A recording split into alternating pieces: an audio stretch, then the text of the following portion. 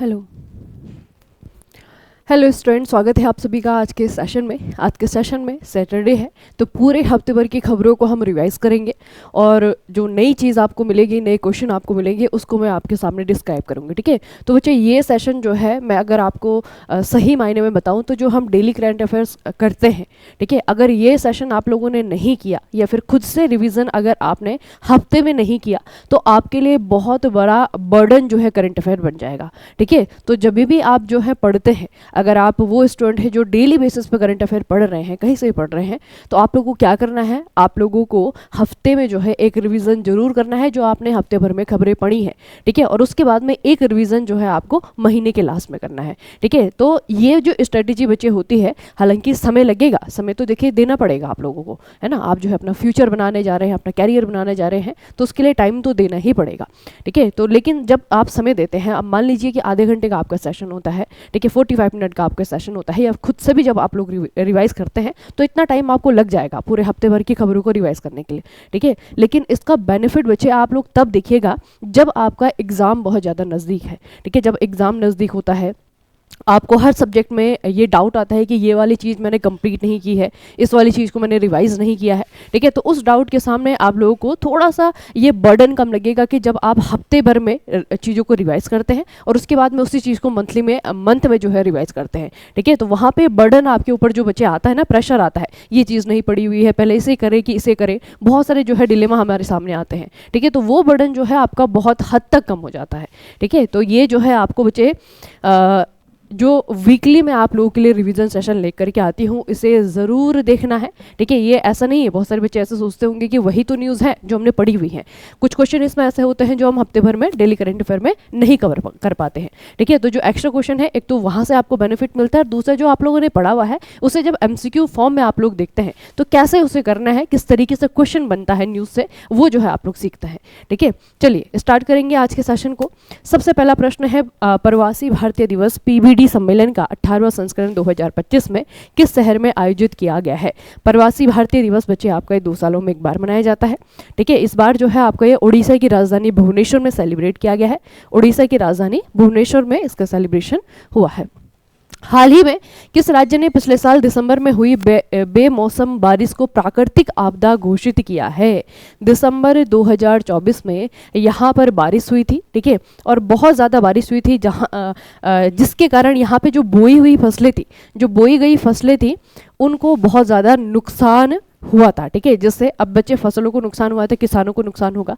ठीक है, तो किसानों को जो है अगर किसी एक चीज़ को बच्चे आप लोग बाकी जो यहाँ पे नेचुरल कैलेमिटी आती हैं या फिर किसी भी स्टेट में आती है प्राकृतिक आपदा, अगर किसी एक घटना को अगर घोषित किया जाता है तो वहाँ में बेनिफिट किसका होता है? बेनिफिट होता है उन लोगों को जिन्होंने उस प्राकृतिक आपदा को झेला है। ठीक है, क्योंकि उनको उस प्राकृतिक आपदा का क्या दिया जाता है? मुआवजा दिया जाता है। ठीक है, तो यहाँ पे बेनिफिट किससे दिया जाएगा? यहाँ पर बेनिफिट दिया जाएगा किसानों को। ठीक है, उनको जो है मुआवजा दिया जाएगा। तो बच्चे यही आपको याद रखना है, किस सरकार ने ये घोषणा की है? ये उड़ीसा सरकार के द्वारा घोषित किया गया है। अगला है, प्रेसिडेंशियल मेडल ऑफ फ्रीडम किस देश का सर्वोच्च नागरिक सम्मान है? जैसे आप लोग कंपेयर कर सकते हैं इसे, जैसे बच्चे हमारे देश में आपका भारत रत्न हो गया, पद्मश्री हो गया, पद्म भूषण हो गया, पद्म विभूषण हो गया। ठीक है, ये जो अवार्ड्स हैं ये सिविलियंस को दिया जाता है ना। तो उसी तरीके से आपका अमेरिका है, याद रखना, USA संयुक्त राज्य America, United state of America के द्वारा जो सिविलियंस को अवार्ड दिया जाता है उसमें आपका क्या है? ये सर्वोच्च नागरिक सम्मान है, प्रेसिडेंशियल मेडल ऑफ फ्रीडम। ठीक है, और ये अभी हाल ही में जो बाइडेन अभी जो है यहाँ पे राष्ट्रपति हैं, ठीक है, उनके द्वारा यहाँ पे 19 लोगों को दिया गया है। इसमें से आपके कुछ बहुत फेमस नाम है, जैसे कि हिलेरी क्लिंटन को दिया गया है। ठीक है, तो हिलेरी क्लिंटन बच्चे ये बहुत इंपॉर्टेंट नाम है अमेरिका की पॉलिटिक्स में, उनको भी ये पुरस्कार दिया गया है। अगला है, DISE प्लस रिपोर्ट 2023-2024 के अकॉर्डिंग पिछले वर्ष की तुलना में छात्रों के कुल नामांकन में क्या रुझान है? अब थोड़ा सा पहले मैं आपको इस न्यूज़ को डिटेल में बता देती हूँ क्योंकि ये हमने डेली करंट अफेयर्स में नहीं पढ़ा है। ठीक है, सबसे पहले बच्चे जो आप ये नाम देख रहे हैं ना, UDISE, ये क्या है? ये unified district information system for education, ठीक है, शिक्षा के लिए किस डिस्ट्रिक्ट में, अब डिस्ट्रिक्ट जो है आपका किसके अंडर में आता है, राज्य यानी कि स्टेट के अंडर में आता है, ठीक है, तो किस राज्य में एजुकेशन की स्थिति कैसी है, बच्चे कितना पढ़ रहे हैं, कितना नहीं पढ़ रहे हैं, कितना बच्चे स्कूल जा रहे हैं, कितने बच्चे स्कूल छोड़ रहे हैं, ठीक है, तो ये जो है पूरा का पूरा असेसमेंट बच्चे आपका डिस्ट्रिक्ट लेवल पे सिस्टम आपका तैयार किया जाता है। जब डिस्ट्रिक्ट लेवल पे होगा तभी आपका स्टेट लेवल पे होगा, और उसके बाद में सारे के सारे जो आंकड़े हैं उनके आधार पे एक रिपोर्ट तैयार की जाती है, जिसे आपका क्या कहा जाता है, UDSI प्लस रिपोर्ट। देखिए ये जो आपकी रिपोर्ट है भारत के स्कूल नामांकन में उल्लेखनीय गिरावट दिखाती है जो संशोधित डेटा संग्रह विधियों से जुड़ी है, ठीक है। तो एक चीज बच्चे ये याद रखना कि भारत में जो एडमिशन हो रहे हैं जैसे गवर्नमेंट स्कूल जो है ना, उन एडमिशंस में सबसे पहले तो रिपोर्ट में सबसे मेन जो की फाइंडिंग्स वो यही है कि जितने एडमिशंस आपके पहले होते थे उसमें जो है आपको गिरावट देखने को मिलेगी, ठीक है। तो सबसे पहले तो यही की फाइंडिंग्स है। उसके बाद जो है रिपोर्ट में क्या क्या बताया गया है, उसके बाद है नामांकन में गिरावट। नामांकन 26.36 करोड़ 2018 से लेकर के 2022 तक, ये जो है आपका औसत था, मतलब इतने बच्चों ने अपना नाम रजिस्टर्ड करवाया था स्कूल में, ठीक है। इससे घट करके 2022-23 में ये 25.17 करोड़ हो गया है, 2023-24 में 24.8 करोड़ हो गया है, यानी कि 1.55 करोड़ छात्रों की गिरावट देखने को मिली है, ठीक है। तो स्कूल एडमिशन में सबसे पहले जो है आपको सबसे पहले जो पॉइंट है कि स्कूल जो एडमिशन होते थे बच्चों के उसमें गिरावट देखने को मिला है, ठीक है, सबसे पहला पॉइंट ये हो गया।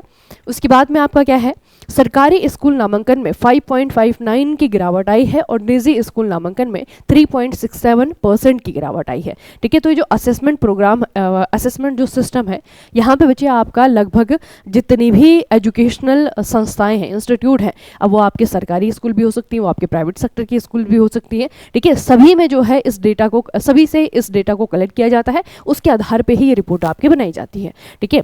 तो ये बच्चे आपका ये रिपोर्ट कह रही है कि जो सरकारी स्कूल है वहाँ पे जो गिरावट है वो आपकी 5.59% की है, और जो आपके निजी स्कूल है यानी कि प्राइवेट सेक्टर के स्कूल्स हैं वहाँ पे गिरावट आपकी 3.67% है, ठीक है। तो कमी जो है दोनों ही जगह देखने को मिली है, लेकिन ज़्यादा कमी आप लोग देखेंगे तो जो सरकारी स्कूल है वहाँ पे देखने को मिली है ना। और ये चीज़ें बच्चे हम भी अभी जो है अपने स्कूल में अगर हम देखें, क्योंकि गवर्नमेंट स्कूल से पढ़े हुए हैं, तो हमारे टाइम पे जो है आपका बहुत सारे बच्चे स्कूल जाते थे, जब छुट्टी होती थी, जब सुबह जो है बच्चे स्कूल जाते थे, तो उससे अंदाज़ा हो जाता है ना कि किस स्कूल में कितने बच्चे हैं। और अभी जो है हम लोग अगर देखें तो बहुत कम जो है बच्चे देखने को मिलते हैं, तो सरकारी स्कूलों में ज़्यादा गिरावट देखने को मिलती है, ठीक है। तो एक तो ये आपको याद रखना है। दूसरा, अगर हम स्टेट वाइज डिक्लाइन की बात करें, जो आंकड़ा एग्जाम के लिए सबसे ज़्यादा इंपॉर्टेंट होगा, देखिए largest declines recorded in Bihar, सबसे ज़्यादा गिरावट बिहार में देखने को मिली है, ठीक है, 35.65 लाख। यूपी जो है आपका सेकंड नंबर पे है और महाराष्ट्र जो है आपका थर्ड नंबर पे है, ठीक है। तो इनमें से आपका सबसे इंपॉर्टेंट कौन है, बिहार। बिहार में छात्रों के रजिस्ट्रेशन में यानी कि नामांकन में सबसे ज़्यादा गिरावट देखने को मिली है। उसके बाद आपका लेवल वाइज ट्रेंड है, प्राथमिक उच्च प्राथमिक और माध्यमिक स्तरों में गिरावट देखी गई है, ठीक है। तो ये जो है आपका एक गिरावट कहाँ पे देखी गई है, प्राइमरी लेवल पे बच्चे, प्राइमरी लेवल पे ही रजिस्टर्ड, ऐसा नहीं कि बच्चे छोड़ करके जा रहे हैं, जो प्राइमरी लेवल पे जो आपके रजिस्ट्रेशन होते हैं, जो एडमिशंस होते हैं, उसी में कमी देखने को मिली है, ठीक है। तो प्राथमिक है सबसे ज़्यादा गिरावट, उसके बाद में आपका उच्च प्राथमिक है, फिर आपका माध्यमिक स्तरों में गिरावट देखी गई है, ठीक है। तो ये बच्चे पूरी की पूरी रिपोर्ट बहुत इंपॉर्टेंट है। अब इसी पे आधारित जो है आपका क्वेश्चन है, हम ये क्वेश्चन देखेंगे, ये रहा क्वेश्चन। क्या पूछ रहा है, पिछले वर्ष की तुलना में छात्रों के कुल नामांकन में क्या रुझान है, ठीक है। तो कौन सा आंसर सही होगा, 2023-24 में कुल नामांकन में 1 करोड़ से ज़्यादा की वृद्धि हुई है, कुल नामांकन पिछले वर्ष से समान ही रहा है। 2023-24 में कुल नामांकन में 1 करोड़ से अधिक की गिरावट देखने को मिली है, 2023-24 में कुल नामांकन में 1 करोड़ से कम की गिरावट आई है, ठीक है। तो अब यहाँ पे क्या है, अब आपको इतना तो याद हो गया है कि गिरावट देखने को मिली है, लेकिन कितना कम हुआ है वो जो है क्वेश्चन का आंसर बनाएगा, ठीक है। तो टोटल कितना कम हुआ है वो जो है आपका आंसर बनाएगा, ठीक है। तो इसका आंसर बच्चे आपका क्या होगा, 1 करोड़ से ज़्यादा। 2023-24 में कुल नामांकन में 1 करोड़ से ज़्यादा की गिरावट देखने को मिली है। ये देखिए आपका ये है 1.55 करोड़ छात्रों की, यानी कि 1 करोड़ से ज़्यादा। अगला है ग्रामीण भारतीय महोत्सव 2025 का विषय क्या है? ग्रामीण भारतीय महोत्सव, इसे याद रखना, ये भारत मंडपम जो कि नई दिल्ली में है, वहाँ पे जनवरी 4 से लेकर के 9 तक सेलिब्रेट किया गया, ठीक है। और इसका विषय इस बार क्या रहा? इसका विषय आपका क्या रहा इस बार? विकसित भारत 2027, विकसित भारत 2047 के लिए एक लचीला ग्रामीण भारत का निर्माण, building a resilient rural India for a विकसित भारत 2047। अगला है गार्मिन इनरिच। अगर आप लोग सोशल मीडिया चला रहे हैं तो थोड़ा सा अच्छे कामों के लिए भी चलाइए, ठीक है। तो एक शॉर्ट बच्चे, शॉर्ट वीडियो कहेंगे उसे, एक वीडियो है जो बहुत ज़्यादा वायरल अभी कुछ दिनों में हुआ था, कुछ दिनों पहले हुआ था। इसमें एक स्कॉटलैंड की एथलीट है जो कि ये बता रही हैं कि भारत में उन्हें गिरफ्तार कर दिया गया क्योंकि उनके पास में एक इक्विपमेंट था, ठीक है। अब ये जो इक्विपमेंट है इसे जो है आपका क्या कहा जाता है? गार्मिन इनरिच कहा जाता है, ठीक है। तो बेसिकली उनको दिल्ली एयरपोर्ट पे जो है डिटेन कर लिया गया था, उसके बाद में उन्होंने कहा कि उनको गिरफ्तार किया गया था, ठीक है। तो इसका मतलब क्या है कि ये जो आपका इक्विपमेंट है ये भारत में बैन है, ठीक है। तो एक्चुअल में बच्चे है क्या इसकी स्थिति, पहले मैं आपको बताती हूँ कि गार्मिन इनरिच जो है आपका ये भारत में बैन नहीं है, ठीक है। लेकिन अगर आपको ये अपने पास में रखना है, ठीक है, तो फिर जो है आपको पहले गवर्नमेंट से परमिशन लेनी पड़ेगी। जैसे रिवॉल्वर का सिस्टम है ना, जैसे हथियार बचे आपके हैं, है ना, हथियारों के लिए क्या होता है कि अगर किसी के पास पाई गई तो वो इलीगल है क्योंकि वो बिना परमिशन के रखा गया अपने पास में, है ना। तो इसी तरीके से आपके ये डिवाइसेस में है, तो उस डिवाइस का उपयोग किस लिए किया जाता है ये पूछा हुआ है। तो इस डिवाइस का जो उपयोग है वो बच्चे आपका सैटेलाइट मैसेजिंग के लिए और जीपीएस ट्रैकिंग के लिए होता है, इतना याद रखना, ठीक है। इन्हें जो है बहुत सारे स्पोर्ट्समैन रखते हैं, जैसे कि आपका साइकिलिंग हो गया, जो स्विमर होते हैं वो रखते हैं ताकि वो अपनी कह सकते हैं कि एक्टिविटी को ट्रैक करने के लिए, ठीक है, उनको मतलब कोई ना कोई बेनिफिट इससे मिलता है, इसलिए जो है वो इस ट्रैकर को या फिर इस डिवाइस को अपने पास में रखते हैं। लेकिन भारत में इसे नहीं रख सकता है कोई, ठीक है। और अभी तो इसमें बहुत सारे अपडेशन भी है, बहुत सारी चीज़ें हैं, ठीक है, अपनी जो लोकेशन है उसको ट्रैक करने के लिए, ठीक है। इस तरीके से जो है आपका अलग अलग कह सकते हैं कि अलग अलग स्पोर्ट्स में इसका इस्तेमाल किया जाता है अलग अलग पर्पस के लिए, ठीक है। तो ये जो है आपका क्या है, एक प्रकार का डिवाइस है, ऐसा बच्चे दिखता है ये, ठीक है। जैसे आपकी हैंड वॉच होती है ना, हैंड वॉच है ना, हैंड वॉच टाइप का है ये। तो इसे थोड़ा सा याद रखिएगा, गार्मिन इनरिच ये भारत में बैन है, तो हाँ बैन है, ठीक है। इसे जो है बिना परमिशन के अपने पास में नहीं रखा जा सकता है, याद रखिएगा। अगला है ग्लोबल पावर सिटी इंडेक्स 2024 में पश्चिम एशिया में किस शहर ने शीर्ष स्थान हासिल किया है? वेस्ट एशिया की बात करें तो कौन सा वाला एरिया है ये आपका, जिन्हें हम खाड़ी देश कहते हैं। अरे आपका सऊदी अरब हो गया, आपका ये यूएई हो गया, ठीक है, कतर, ये सारी की सारी कंट्रीज़ हैं, ये जो है आपके वेस्ट एशिया में आते हैं। तो कौन सा वाला सिटी है इनमें से जो कि इस सिटी इंडेक्स में, ग्लोबल पावर सिटी इंडेक्स में पश्चिम एशिया में पहले नंबर पर रहा है? तो ये है आपका दुबई, ठीक है, ये है आपका दुबई। अब थोड़ा सा इस रिपोर्ट के बारे में डिटेल में पढ़ते हैं कि क्या क्या चीज़ें हमें और याद रखनी है इसके बारे में। तो देखिए बच्चे, ग्लोबल पावर सिटी इंडेक्स 2024, इसमें याद रखिएगा लंदन GPCI 2024 में पहले स्थान पे रहा, उसके बाद न्यूयॉर्क रहा, उसके बाद में टोक्यो, उसके बाद में पेरिस, उसके बाद में सिंगापुर, ठीक है, ये टॉप 5 कंट्रीज है। उसके बाद में जो मध्य पूर्व है, यहाँ पे जो है आपका एकमात्र शहर, कौन सा एकमात्र शहर 8वें स्थान पे रहा, जो कि लगातार दूसरे साल इस टॉप 10 की रैंकिंग में रहा, ठीक है। और बच्चे एशिया से आप लोग कह सकते हैं कि इस सेक्टर से ये इकलौता शहर है जो कि टॉप 10 में है, ठीक है, और ये है आपका दुबई। अब भारत की अगर हम बात करें तो भारत से भी यहाँ पे एक ही शहर है पूरी की पूरी लिस्ट में, और वो है आपका मुंबई भारत का एकमात्र शहर है और यह 48वें स्थान पर है, ठीक है। और आपको पता है कि जो इंडेक्स है इसमें जो है सिर्फ 48 ही सिटी को जो है इंडेक्स में रखा गया है, ठीक है। तो इस लिस्ट में सबसे आखिरी स्थान पे मुंबई है, ठीक है। कौन सा स्थान है? 48वां, और पूरे भारतवर्ष से जो है आपका इस इंडेक्स में एक ही शहर है, वो है आपका मुंबई। तो हमारे लिए तो पहले भी वही है, लास्ट भी वही है ना। लेकिन एक तो दुबई को याद रखिएगा, दूसरा जो है आपका इसे याद रखना जो लंदन है, क्योंकि GPCI में आपका पहले नंबर पे है। अगला बच्चे, हाल ही में 116 वर्ष की आयु में निधन से पहले गिनीज वर्ल्ड रिकॉर्ड के द्वारा दुनिया के सबसे बुजुर्ग व्यक्ति के रूप में किसे मान्यता दी गई थी? अब हाल ही में इनकी डेथ हुई है। दुनिया के जो सबसे ओल्डेस्ट पर्सन थे, ठीक है, 116 साल के थे बच्चे, ठीक है। अब यहाँ पे वुमन की बात नहीं की जा रही है, ठीक है, दुनिया के सबसे बुजुर्ग व्यक्ति की बात की जा रही है। वो आपके फीमेल मेल कुछ भी हो सकते हैं, ठीक है। तो दुनिया के जो सबसे बुजुर्ग व्यक्ति थी वो महिला थी, ठीक है, और इनका नाम जो है टोमिको इटुका था, और ये कहाँ की थी, जापान की थी। इनकी डेथ हुई है। उसके बाद में जो अभी वर्तमान में जो ये टाइटल जो है अब इनके मरने के बाद में किसी और को दिया गया है, ठीक है। तो वर्तमान में बची आपकी इनाहा कैनाबारो हैं, जो कि ब्राज़ील की हैं, ठीक है। ये जो है वर्ल्ड की ओल्डेस्ट पर्सन बन गई है। तो जापान की थी आपकी टोमिको इटुका, जिनका हाल ही में निधन हुआ है। इनके पास में कौन सा टाइटल था, ये दुनिया की ओल्डेस्ट पर्सन थी, ठीक है। ओल्डेस्ट वुमन नहीं कहा मैंने, ओल्डेस्ट पर्सन थी। अगला है भारत पोर्टल का प्राथमिक उद्देश्य क्या है। हाल ही में हमारे जो गृह मंत्री हैं अमित शाह, उनके द्वारा ये पोर्टल लॉन्च किया गया है, और इस तरीके की न्यूज़ जो है आप लोग एग्ज़ाम में ऑलरेडी देखते हैं, ठीक है। तो भारत पोल पोर्टल बच्चे, ये इसका उद्देश्य क्या है, नागरिकों के पंजीकरण को सुगम बनाता है, भारतीय कानून प्रवर्तन एजेंसी इसके लिए वास्तविक समय की सूचना साझा करता है, चुनाव संबंधी गतिविधियों की निगरानी करने के लिए बनाया गया है, या फिर सरकारी खरीद प्रक्रियाओं का प्रबंधन करना इसका काम है। तो इसका जो मेन काम है वो आप लोग बताएंगे कि ये क्या करता है, ये क्या करता है। भारत पोल बच्चे, भारत पोल याद रखिएगा, बहुत इंपॉर्टेंट है।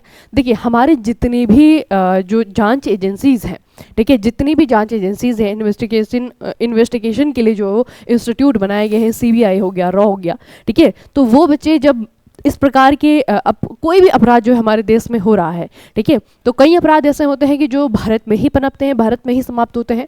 कुछ अपराध ऐसे होते हैं आपके जो कि भारत में पनपते हैं, भारत से उनका ओरिजिन होता है, या फिर कहीं विदेश से उनका ओरिजिन होता है, और उसके बाद में इंडिया में आते हैं, ठीक है। तो जो ट्रांसनेशनल आपके जो अपराध होते हैं, क्राइम्स होते हैं, क्रिमिनल्स होते हैं, उनको जो है आपका एक तरीके से ट्रैक करने के लिए, ठीक है, या फिर उनकी जानकारी को साझा करने के लिए जो इंटरनेशनल पुलिस है, इंटरपोल जिसे हम कहते हैं, तो जो अंतर्राष्ट्रीय संगठन है, उनके साथ में जो है आसानी से ये जो जानकारी है उनको साझा किया जा सके। बेसिकली उनके कामकाज को आसान बनाने के लिए पोर्टल लॉन्च किया गया है, ठीक है। तो भारतीय कानून प्रवर्तन एजेंसियों के लिए वास्तविक समय की सूचना साझा करना इसका मेन मोटिव है, प्राथमिक उद्देश्य है।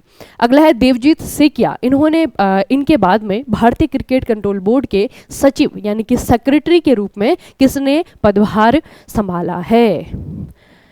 ये आपकी इंपॉर्टेंट अपॉइंटमेंट है बच्चे। देवजीत साकिया थे पहले, अभी जो है जयशाह बन गए हैं, ठीक है, जयशाह बन गए हैं बीसीसीआई के सचिव, सेक्रेटरी।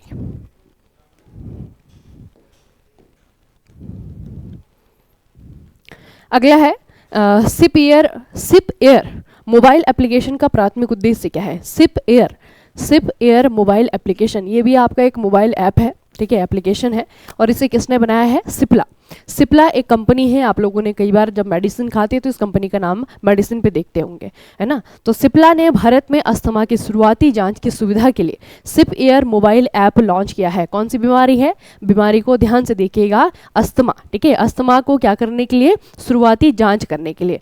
देश में अस्थमा के बढ़ते बोझ को संबोधित करता है। शुरुआत में एंड्रॉइड पर उपलब्ध इस ऐप का उद्देश्य निदान और उपचार में सुधार करना है।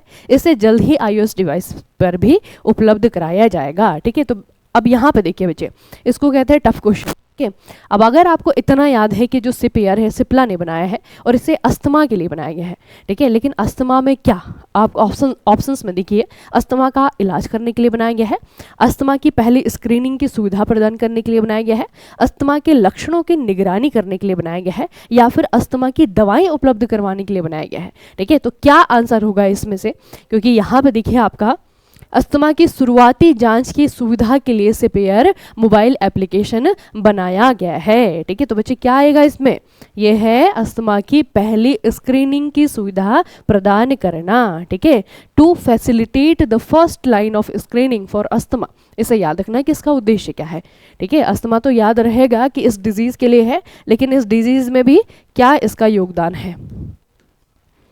अगला क्वेश्चन है, भारत ने किस देश को पीछे छोड़ दिया है जो कि अब दुनिया में तीसरा सबसे बड़ा मेट्रो नेटवर्क का दावा करता है। चाइना, यूएसए और तीसरे नंबर पे इंडिया, ठीक है। लेकिन भारत ने किसे पीछे छोड़ा है? भारत ने चाइना को, यूएसए को, जापान को, रसिया को। तो यहाँ पे दो ऑप्शन है आपके, जापान और रसिया। भारत ने इनमें से किसे पीछे छोड़ा है? भारत ने इनमें से जो है जापान को पीछे छोड़ा है, ठीक है। तो भारत जो है अभी तीसरे नंबर पे आ गया है, जापान को पीछे छोड़ करके। अगला क्वेश्चन है, केंद्रीय परिवहन मंत्री नितिन गडकरी के द्वारा घोषित की गई योजना के तहत सड़क दुर्घटना पीड़ितों को कैशलेस उपचार के लिए अधिकतम कितनी राशि दी जाएगी?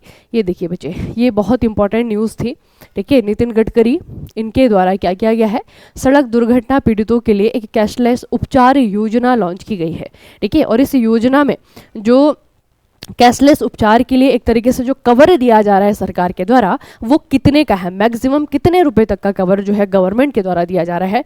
1 लाख, 1.5 लाख, 2 लाख या फिर आपका 2.5 लाख? ये आप लोगों को याद होना चाहिए, ठीक है। 1.5 लाख का कवर दिया जाएगा, ठीक है।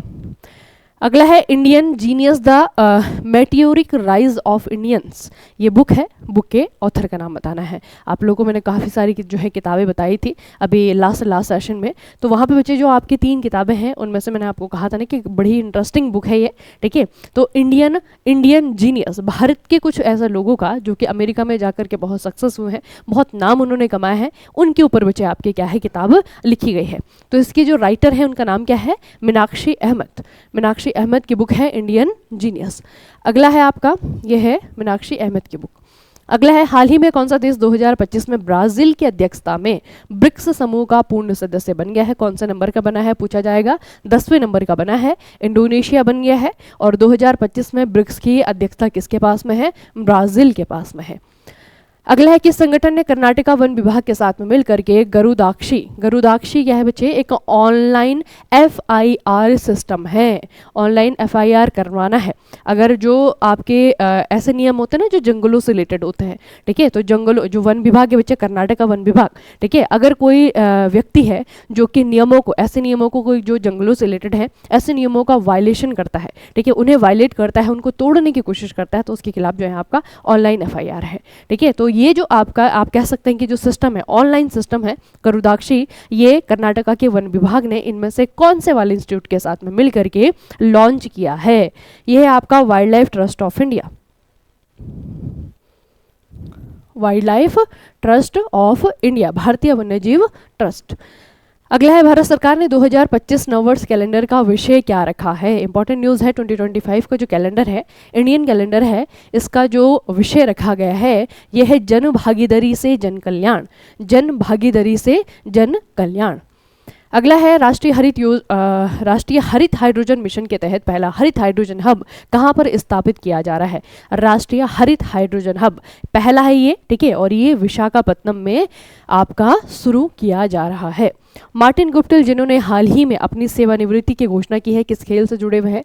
मार्टिन गुप्टिल ये न्यूजीलैंड के बहुत फेमस क्रिकेटर है बच्चे, ठीक है, थे, क्योंकि इन्होंने रिटायरमेंट ले लिया है। तो इन्होंने जो प्रोफेशनल क्रिकेट होता है वहाँ से रिटायरमेंट ले लिया है। मार्टिन गुप्टिल क्रिकेटर, कहाँ के? न्यूजीलैंड के। वित्त मंत्रालय के राजस्व विभाग के सचिव के रूप में किसे नियुक्त किया गया है?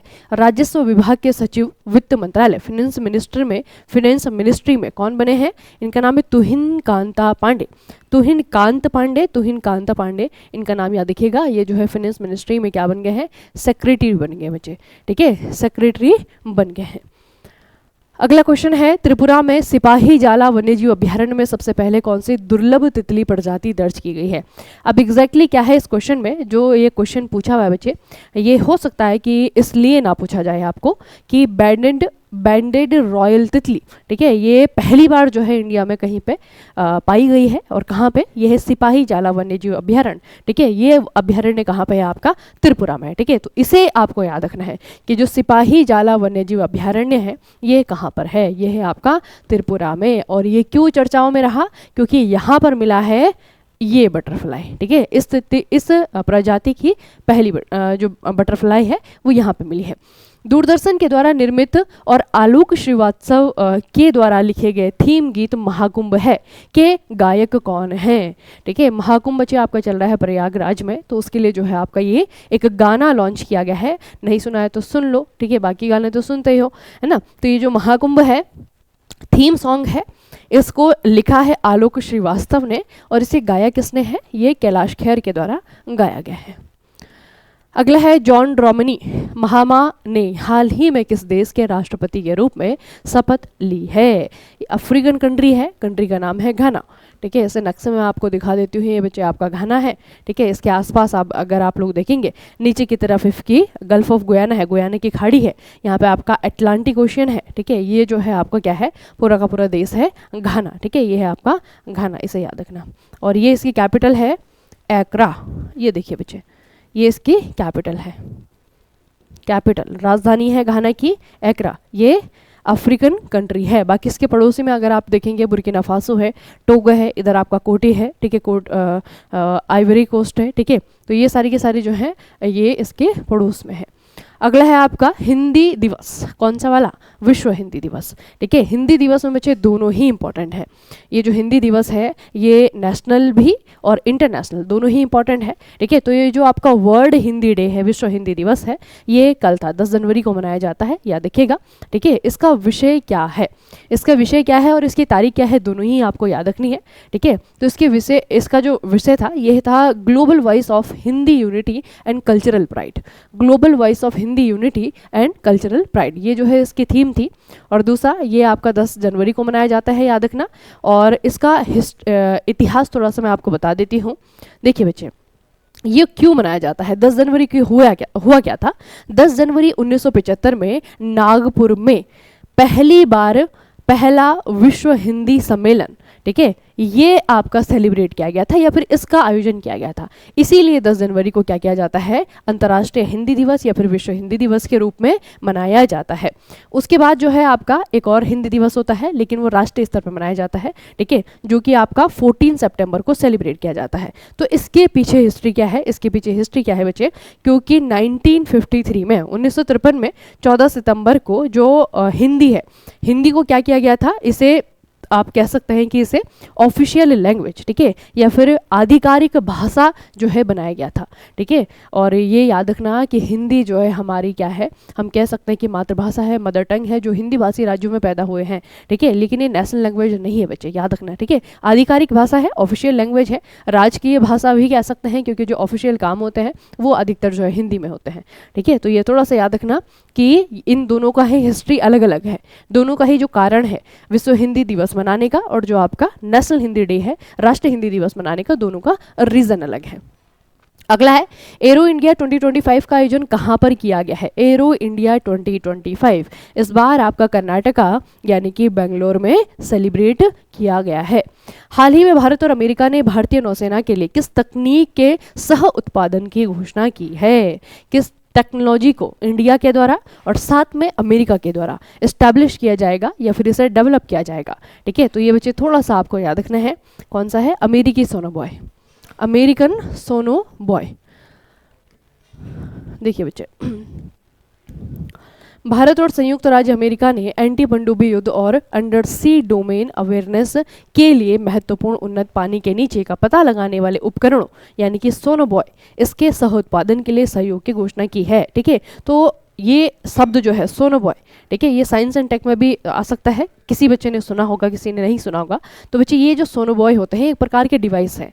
ठीक है, डिवाइस क्या करते हैं? पानी के नीचे जो है, जब जैसे पनडुब्बी खो गई है ना, पनडुब्बी खो गई या फिर बाकी कोई चीज़ जो है अगर उसका सर्च करना है, उसको ढूंढना है, तो उसके लिए जो है आपका सोनोबॉय का इस्तेमाल किया जाता है। ठीक है, तो इंडियन नेवी के लिए ये सोनोबॉय बनाए जाएंगे और किसके द्वारा बनाए जाएंगे?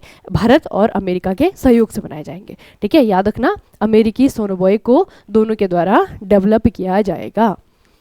अगला है अंडर 17 जूनियर स्क्वैश ओपन 2025 का खिताब किसने जीता है? ये जीता है अनाहत सिंह ने। किसने जीता है? अनाहत सिंह ने।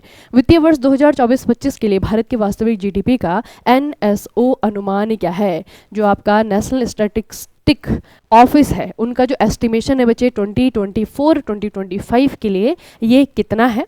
ये है आपका 6.4%। ये ABCD 6.4%, याद रखना। पिछली बार तो काफ़ी ज़्यादा रखा गया था, है ना, तो उससे जो है आपका काफ़ी कम है, 6.4% का उद्देश्य रखा गया है। अगला है सिग्नेचर ग्लोब के नए CFO के रूप में किसे नियुक्त किया गया है? सिग्नेचर ग्लोब के नए CFO कौन है? संजीव कुमार शर्मा, संजीव कुमार शर्मा।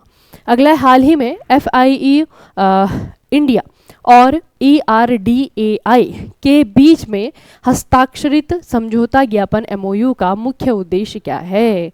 देखिए बच्चों, जो आपका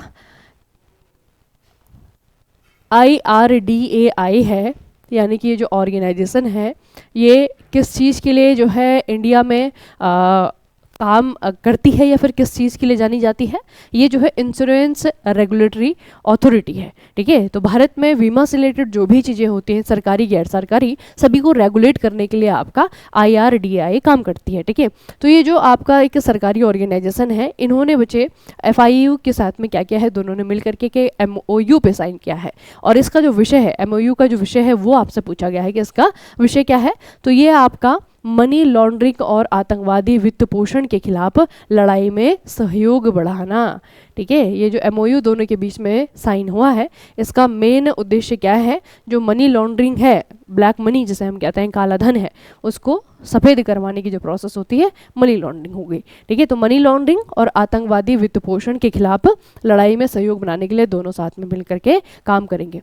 इंडस फूड 2025 का प्रदर्शनी 2025 प्रदर्शनी का उद्घाटन कौन से केंद्रीय मंत्री के द्वारा किया गया है? ये है आपके चिराग पासवान, ठीक है। फूड प्रसंस्करण, खाद्य प्रसंस्करण मंत्री हैं चिराग पासवान, इनके द्वारा प्रदर्शनी का उद्घाटन किया गया है। दिल्ली में राजघाट के पास में गांधी दर्शन आर्ट गैलरी का उद्घाटन किसने किया है? तो राजघाट के पास में जो गांधी आर्ट गैलरी है, इसे इनोग्रेट किसके द्वारा किया गया है? गांधी दर्शन आर्ट। देखिए बच्चे, दोनों ही जो आपके न्यूज़ है ना, इन दोनों में वेन्यू ज़रूर याद रखिएगा, ठीक है। इससे पहले जो है इंडस फूड 2025 नई दिल्ली में, ठीक है, और दिल्ली में राजघाट के पास में गांधी दर्शन आर्ट गैलरी जो हमारे लोकसभा के चेयरपर्सन हैं ओम बिरला, इनके द्वारा इनोग्रेट किया गया है। अगला है, किस संगठन ने वित्त वर्ष 2023-24 के लिए समझौता ज्ञापन प्रदर्शन में लगातार तीसरे वर्ष उत्कृष्ट रेटिंग हासिल की है?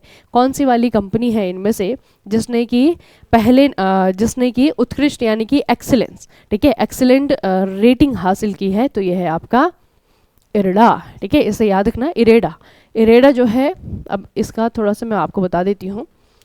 ये है Indian renewable energy development agency limited, ठीक है, इरेडा भारत अक्षय ऊर्जा विकास एजेंसी लिमिटेड है। इसने वित्तीय वर्ष 2023-24 के लिए नवीन और नवीकरणीय ऊर्जा मंत्रालय के साथ हस्ताक्षरित प्रदर्शन समझौता ज्ञापन के लिए 98.24 स्कोर के साथ में उत्कृष्ट रेटिंग हासिल की है, ठीक है। तो बच्चे, पिछले साल भी इन्होंने ही किया था, इस बार भी जो है इरेडा को ही दिया गया है, ठीक है। तो Indian renewable energy development agency दो ऑर्गेनाइजेशन से है, ठीक है। एक तो आपका इंश्योरेंस के लिए है और एक आपका किस चीज़, ये आपका रिन्यूएबल एनर्जी डेवलपमेंट एजेंसी है, ठीक है। तो दोनों ही का ही बच्चे आपका काम अलग अलग है, दोनों का नाम जो है पढ़ने में एक जैसा लगता है, लेकिन ये इरेडा है, ठीक है। इरेडा जो है आपका रिन्यूएबल एनर्जी के लिए क्या बनाई गई है? एक एजेंसी लिमिटेड बनाई गई है। अगला है, तटीय इंजीनियरिंग अनुसंधान के लिए एशिया के सबसे बड़े शैलो वेव बेसिन का उद्घाटन किस संस्थान के द्वारा किया गया है? तो ये किया गया है आपका तमिलनाडु में IIT मद्रास के द्वारा, IIT मद्रास के द्वारा। किस राज्य ने 14.11 लाख छात्रों का मूल्यांकन करने के लिए, असेसमेंट करने के लिए आपका गुणोत्सव 2025 स्टार्ट किया है? तो गुणोत्सव 2025 कौन से स्टेट में एक स्कीम है, ठीक है, या फिर कह सकते हैं कि एजुकेशन असेसमेंट प्रोग्राम है, ठीक है, हर साल ही होता है। तो ये आपका 2025 में असम सरकार ने आयोजित किया है। किस कंपनी को दूरसंचार प्रौद्योगिकी विकास निधि योजना के तहत AI संचालित 5G रैन विकसित करने के लिए अनुदान मिला है? गवर्नमेंट ग्रांट जो है इस कंपनी को दिया गया है। भारत सरकार के दूरसंचार विभाग ने DOT की प्रमुख दूरसंचार प्रौद्योगिकी विकास निधि योजना के तहत AI टच LLP को अनुदान प्रदान किया है। तो इस कंपनी का नाम क्या है? इस कंपनी का नाम है AI टच, ठीक है। और इसे जो है गवर्नमेंट ग्रांट दिया गया है, सरकारी अनुदान दिया गया है। किस चीज़ के लिए? इसे जो है AI संचालित 5G रैन, ठीक है। AI संचालित का मतलब क्या है? ये जो 5G सिस्टम है, इसे आर्टिफिशियल इंटेलिजेंस बेस बनाने के लिए, ठीक है, आर्टिफिशियल इंटेलिजेंस बेस बनाने के लिए AI टच कंपनी को ग्रांट दिया गया है। किस देश ने 1 जनवरी से भारतीय यात्रियों के लिए ई-वीज़ा प्रणाली शुरू कर दी है? कौन सी कंट्री है ये ई-वीज़ा देने वाली? ई-वीज़ा देने वाली भारतीय स्टूडेंट को ये है आपका इजराइल। अगला है, किस देश ने पनडुब्बी रोधी युद्ध के लिए सोनोबॉय का सह उत्पादन करने के लिए भारत के साथ में साझेदारी की है? ये है आपका संयुक्त राज्य अमेरिका यानी कि यूएसए। 2024 में मतदाता सूची में राष्ट्रीय लिंग अनुपात कितना था? अब दो चीज़ें इस क्वेश्चन के बारे में याद रखना, मैं आपको 2-3 चीज़ें बताऊंगी इसके बारे में, ठीक है। देखिए बच्चे, ये डेटा थोड़ा सा याद रखिएगा और कंफ्यूज मत होइएगा इसमें। National trend, the national gender ratio on electoral rolls increased from 940 in 2023 to 948 in 2024, ठीक है। अब ये जो आंकड़े हैं ना आपके दोनों ही 2023 में कितना था और 2024 में कितना रहा है, ठीक है, ये दोनों ही आपको पूछे जा सकते हैं। तो 2023 में 940 था और अभी 2024 में कितना हो गया है, 948 हो गया है, ठीक है। तो मतदाता सूची में, ठीक है, आपको पता है ना जब 18 साल के हो जाते तो आपका नाम मतदाता सूची में चढ़ जाता है, रजिस्टर्ड हो जाता है, ठीक है। तो मतदाता सूची में मतलब आप ये कह सकते हैं कि महिलाएं अपना वोटर ID कार्ड ज़्यादा बना रही हैं, वोट दे रही हैं नहीं दे रही हैं लेकिन वोटर ID कार्ड तो ज़्यादा बना रही हैं, ठीक है। तो मतदाता सूची में राष्ट्रीय लिंग अनुपात जो है 2024 में कितना इंक्रीज हुआ है, ये 40 से 48 हुआ है। 2023 में आपका 9 से 40 था, अभी आपका 948 हुआ है। अगला, ई श्रम पोर्टल को कितनी अनुसूचित भाषाओं तक विस्तारित किया गया है? ये लेटेस्ट न्यूज़ है, काफ़ी पुराना पोर्टल है ये, और अब जो है ये पोर्टल आपको 22 भाषाओं में अपनी जानकारी उपलब्ध करवाएगा। जो हमारी 8वीं अनुसूची में 22 भाषाएं हैं उन भाषाओं में ये आपका ऐप या पोर्टल जो है बन गया है। अगला है, भारत के 2025 गणतंत्र परेड के लिए किस देश के राष्ट्रपति को मुख्य अतिथि के रूप में आमंत्रित किया गया है? तो ये कहाँ गया है बच्चे, इंडोनेशिया के। उसके बाद है, कौन सा देश FMC एशियाई कप, ये फुटबॉल का है, ठीक है, AFC एशियाई कप 2027 की मेजबानी करेगा? किस कंट्री को जो है आपका ये जिम्मेदारी दी गई है, कौन सी कंट्री है ये?